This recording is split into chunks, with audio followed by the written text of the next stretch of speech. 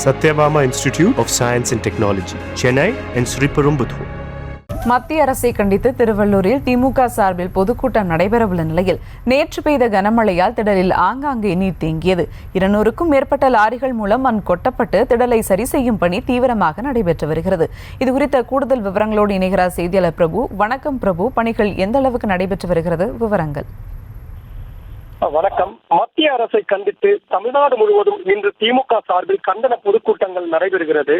அதுபோல் திருவள்ளூரில் நடைபெறும் கண்டன பொதுக்கூட்டத்தில் திமுக தலைவரும் தமிழ்நாடு முதல்வருமான மு.க.ஸ்டாலின் பங்கேற்று கண்டன உரை ஆற்றுகிறார்.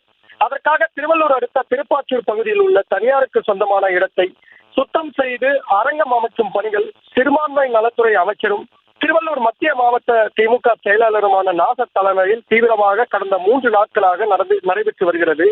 இந்த நிலையில் திருவள்ளூரில் நேற்று 1 மணி நேரத்திற்கு மேலாக கனமழை பெய்ததால் முதல்வர் பங்கேற்கும் அரங்கம் அமைக்கப்பட்டிருக்கும் இடம் முழுவதும் முழங்கால் அளவிற்கு மேலே தண்ணீர் தேங்கி அரங்கம் அமைக்கும் பணியில் தோல்வி ஏற்பட்டது.